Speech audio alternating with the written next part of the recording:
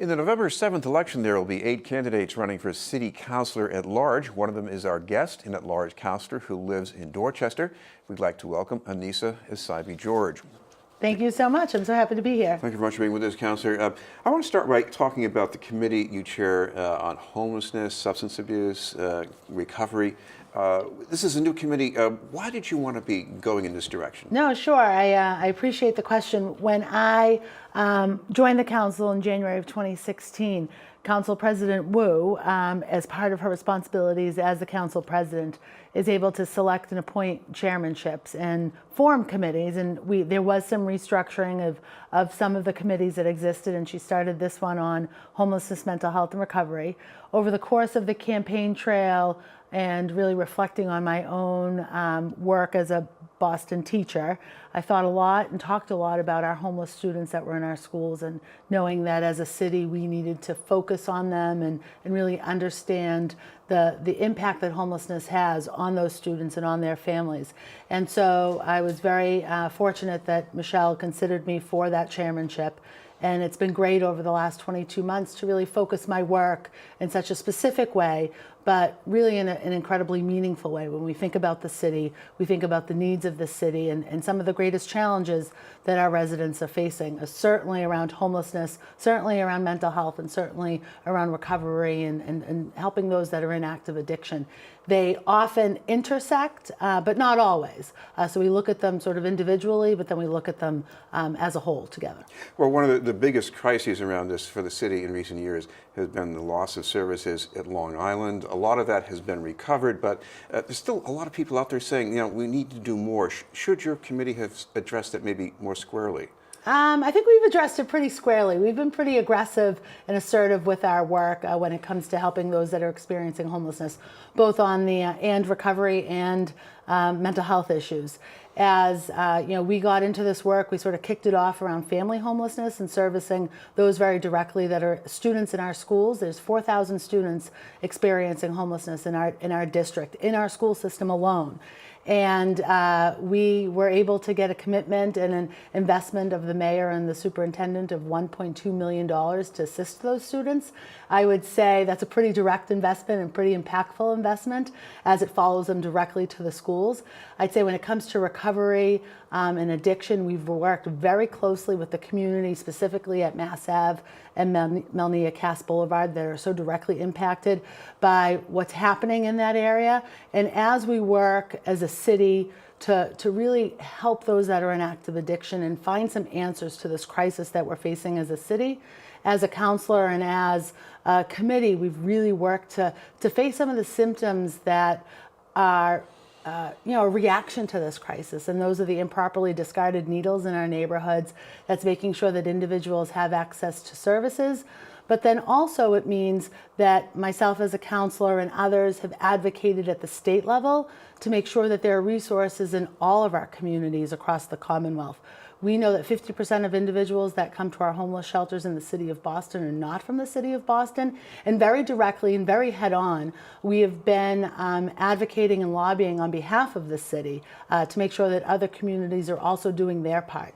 The city of Boston has been, really carrying the heavy load here for the Commonwealth and for New England and really for the East Coast when it comes to providing services for those individuals and families that are experiencing homelessness, for those in the midst of a mental health crisis, and those that are in active addiction. That work continues, and it continues certainly from my committee very directly and very aggressively, and from the city's perspective. And of course, as far as removing the needles, getting them out of harm's way, you've got, I guess, more people out picking them up. Right? Yeah, so we've been able to double the capacity of the mobile Sharps team, and that's very directly from our effort, both mine as the chair of the committee and the hearing order that myself, Councilor Baker, and Councilor McCarthy filed earlier this year. Sort of the work that came from that turned into really advocating from the administration an additional investment into that mobile Sharps team. We've seen some very direct successes,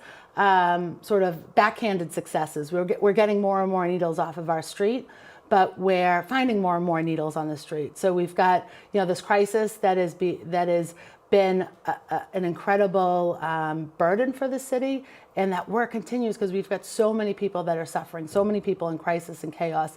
Our work continues in that space. And we've very directly asked for help from lots of folks. And so you go back to saying, have we done enough? We have so much more work to do, but we've been so very direct in our work to date. Earlier this summer, I called for an ordinance and filed an ordinance that's in committee now for pharmacies to participate in this work. We need their help getting needles off of the streets. We also need their help getting needles out of household trash. We know that people that are at home with diabetes or other chronic illnesses that require injectables are dumping their needles in household trash. It is not appropriate, and we've got so much more work to do, and we need so much more help doing it. This has been on news, and we're talking with City Councilor Annissa Essaibi-George. Another concern of the committee is, and I think you touched on this a little bit, is the response to mental health emergencies. The police show up, but you want to make sure there's somebody who's clinically trained with them as well. Yeah, so I in partnership with Councilor Ayanna Pressley, we worked to get added to the budget. And so we get that budget early May, end of April, and we go through and we say, there are things missing. There's work that we've been doing that are missing in this budget, and we want to put them in the budget. So mid-spring, Ayanna and I had a hearing that involved both folks from the Boston Medical Center and their BEST team, which are the emergency clinicians that respond to mental health crisis, and the Commissioner of Police, as well as the administration, and said, okay, we've got these 2 grant-funded positions for BEST clinicians, but we haven't had great success keeping those positions staffed. And it's because they're grant funded, so there are lapses in the grant, lapses in that funding. So individuals have to work, and so we've lost some talented people because of that structure. We were able to sort of accentuate the great role that they play, those clinicians play within our Boston Police Department. Commissioner believes in it, the mayor believes in it, and we were able to fund 4 positions. That equals 6 if you count those 2 granted positions. 4 positions in the Boston Police Department, mental health clinicians that are working alongside our Boston police officers. So when an individual, family member, a loved one calls 911, they're often looking for help. They're not necessarily looking for an arrest. And if the Boston Police have access to these clinicians, they can really help a resident, help an individual who doesn't need to be arrested. They need to be connected to services. And so I'm very proud of that work. Very proud to have worked alongside Ayanna to do that. And to have these 6 folks in the city of Boston that are supporting our residents that are having a mental health crisis, but really supporting our police officers in the community policing work that they do. And that's what community policing is all about. When a resident calls 911, they're looking for help. And when we're able to provide the right kind of help, that's success.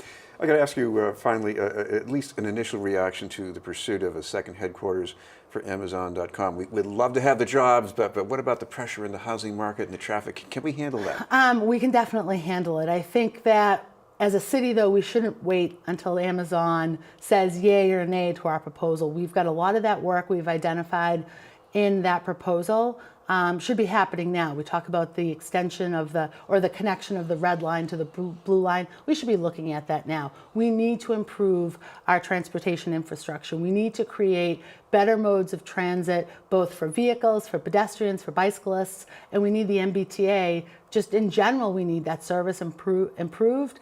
We need it more reliable, and we need it to be connected to all of our neighborhoods in the city of Boston, both coming into the core, but also connecting our communities to one another. Because we see in all of our neighborhoods across the city, greater economic development happening, strengthening, especially of our small business communities, but also some bigger businesses coming into our neighborhoods. We need to be able to connect residents from Dorchester to Hyde Park, out to Alston and Brighton, and into East Boston, which is sometimes very difficult to get to.